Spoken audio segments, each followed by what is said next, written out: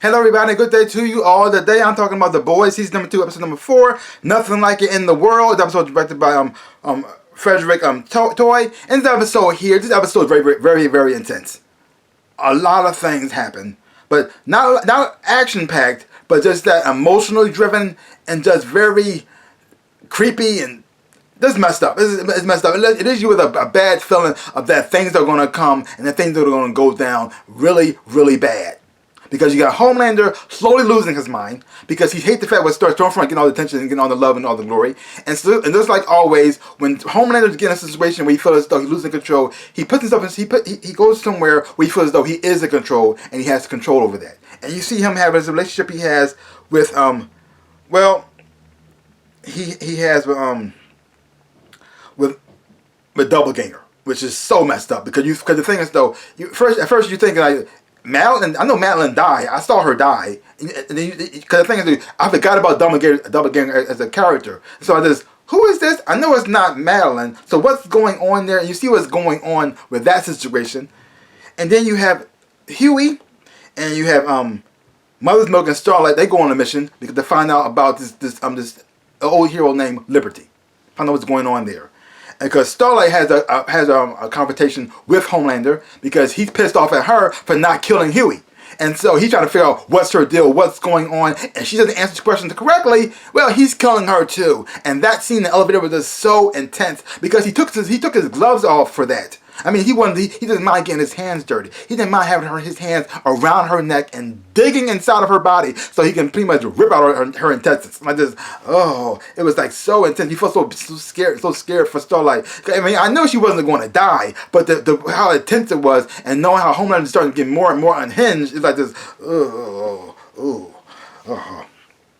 Then you have Butcher. He's trying to save his wife Becca, but at the same time, Becca realizing that she can't go with him because she has a son, Ryan, who by Homelander. And her son, Ryan, is a soup.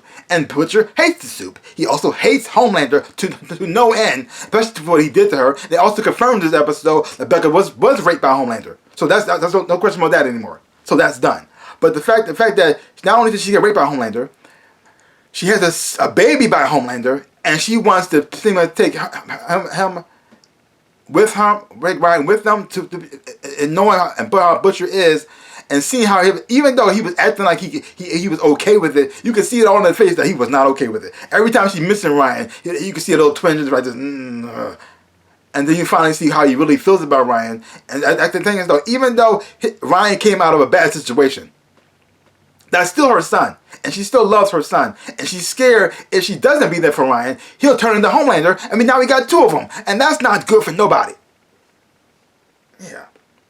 Then you got Frenchie and what's going on with Kimiko, and he tried to comfort her the best way he knows how by kissing her.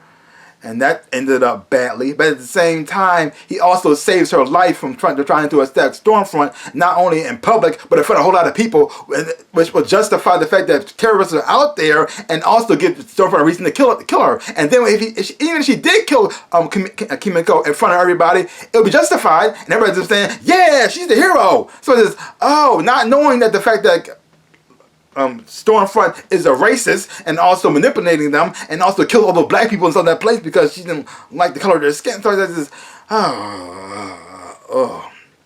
yeah.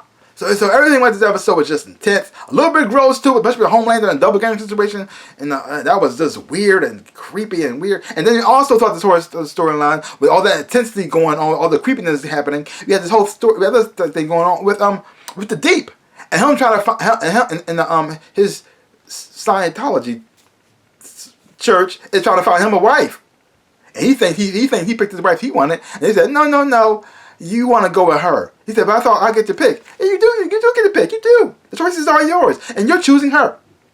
Like this, what? And all they're trying to do is manipulate him for their purposes, and he thinks it's going to help him get back into the 7. But they don't want him back. He ain't coming back. That dude, that's done. That's done.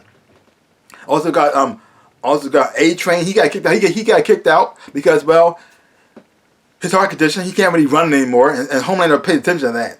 He saw that. He saw that. When Homelander asked him, "Are you okay?" He said, "Yeah, I'm fine." He said, "Yeah, sure. Yeah, you're out, buddy. You're out." And then he did something even worse. He pretty much outed Maze on national TV. He outed her. She was trying to keep a relationship a secret. She was trying to make sure her girlfriend stayed safe. And then because Homelander had been interviewed by Mila Kunis, not Mila Kunis, what's her name? Well, anyway, he was getting interviewed on TV, and she pretty much asked him, why is the people the Seven so white? And he pretty much going through like, oh, we do got a black person named A-Train who he just fired, and we got a gay person, and then they made like this. Say what? Yo? He pretty much outed her in front of everybody. Now, there's nothing wrong with May being gay, but at least have her come out when she wanted to come out, not because you trying to have because you want to have an agenda, which is so messed up. This is more signs of Homelander slowly losing his mind and slowly going crazy. And you're also seeing a little bit of a Stormfront. Now, you don't know what her agenda exactly is just yet, if she's on a Homelander's side or not, but she looks like she's trying to work with him as well. Maybe for her own personal gain, to manipulate him, or she actually did believe in what he's trying to do, trying to help him out, because she is racist, and Homelander is like the perfect, he's like pretty much the symbol of racist, blonde, blue-eyed, white, and powerful. So so she might be trying to mold him to be the leader. She wants him to be like a little puppet master. I don't know what's going on there, but either way, it's still messed up. This whole episode was just messed up, like so much. But in a moment, but there was some sweet moments in here too. Like you had found out more about Mother's Milk and his background, which it was kind of sad and kind of tragic. It's different from the comic books a little bit though. You know, even though this show had turned away from the comic books, I mean, it takes certain storylines here and there, but they kind of do their own version of that. I kind of like this version a little bit more so. Well, not completely, because in the comic books, it was a happy ending. His father did manage to pretty much win against Vought. It wasn't a huge victory, but they managed to win a little bit. This one was more tragic. His father just died, so I don't know. But either way, it's different. It's different, but it's different from the comic books. But it's interesting at the same time too. So you get a little more about Mother's Milk, and a little bit of why he got a little bit of the OCD in the first place. We also get a little more. You got Stormfront's background as well in here as too. You find out that she's actually older than what she looks, than what she actually is.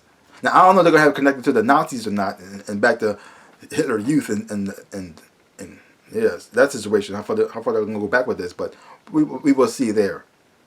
But like I said, even though I think it's messed up, they had a sweet moment here as well. But especially the whole situation going with Huey and Starlight, they managed to hook up with this episode. But at the same time, even though they want to be together, you can tell Huey is in love with her.